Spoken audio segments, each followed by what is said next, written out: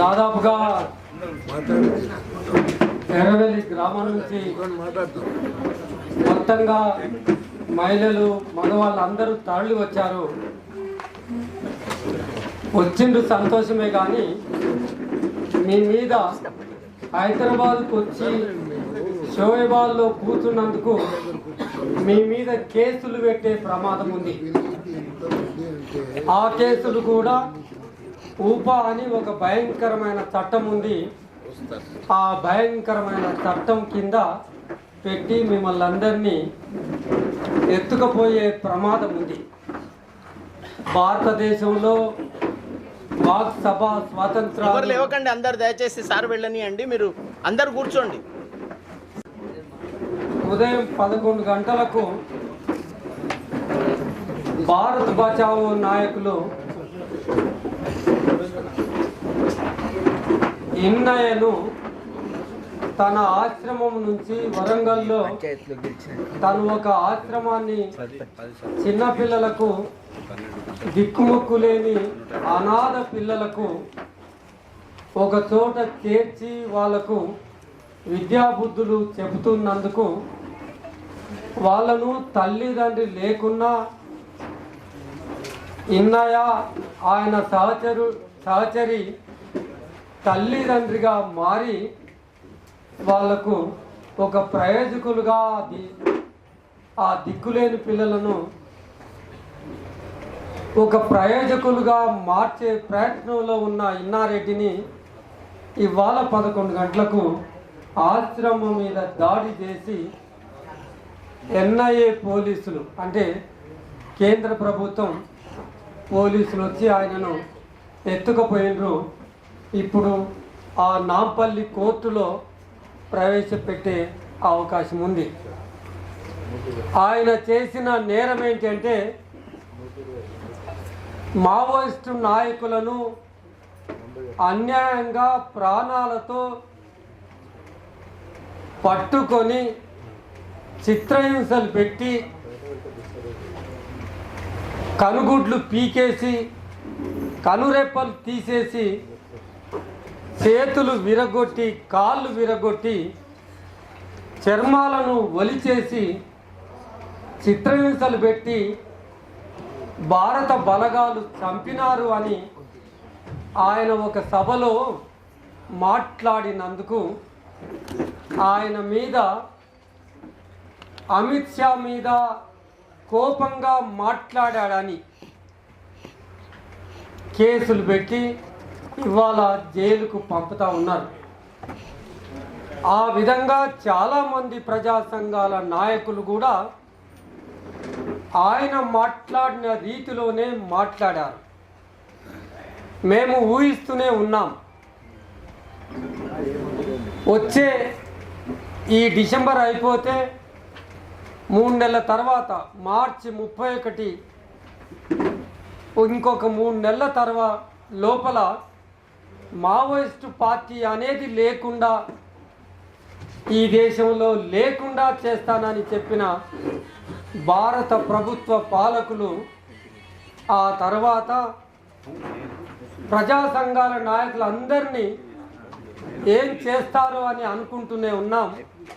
ఈ లోపల బీజేపీ పాలకులు అర్బన్ నక్సలైట్లు అని పొద్దున్నేసి మాట్లాడుతూనే ఉన్నారు. అర్బన్ నక్సలైట్లు అని ఇప్పుడు మాట్లాడుతున్నారు అంటే ఎప్పుడో ఒకరోజు ఇలాంటి ఘటనలు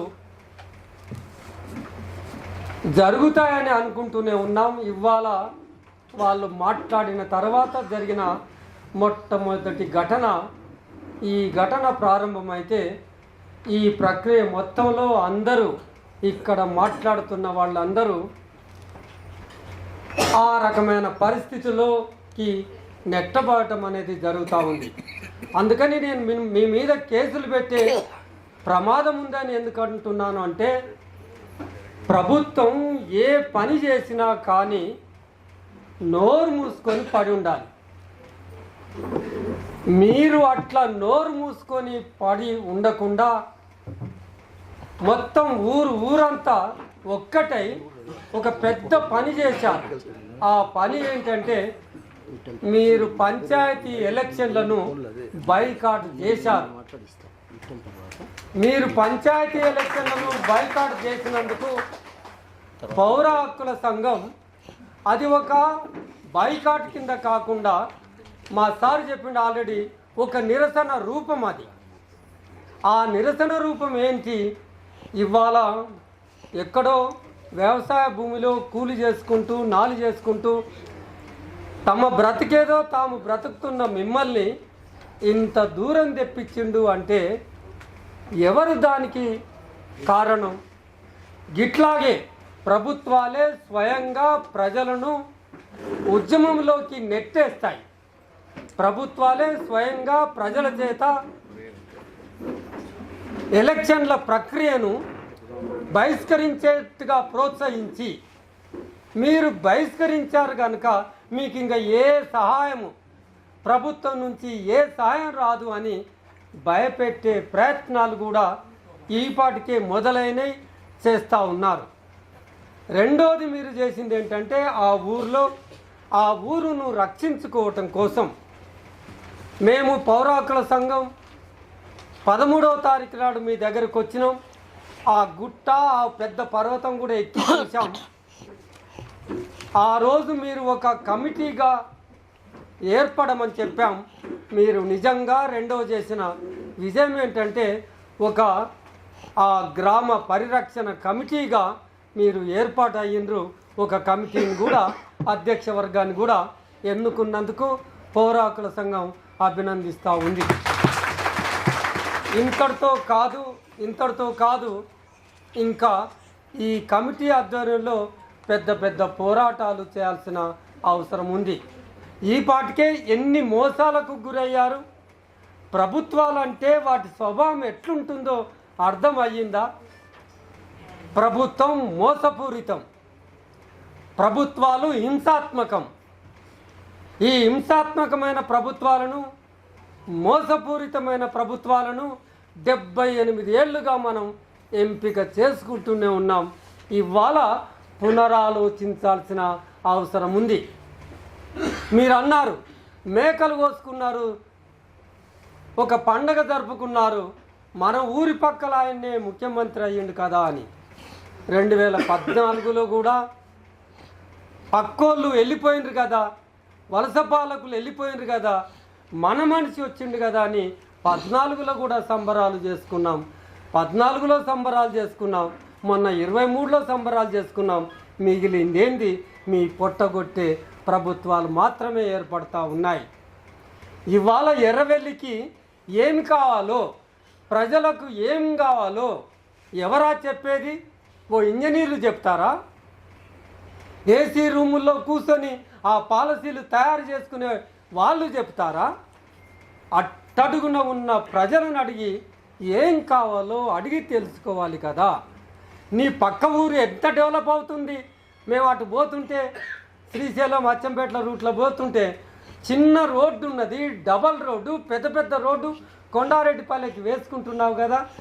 రోడ్డు పక్కన ఉన్న కొండారెడ్డిపల్లెనేమో అభివృద్ధి అవుతుంది, రోడ్డుకి యువతల ఉన్న ఎర్రవెల్లేమో మునిగిపోతుంది.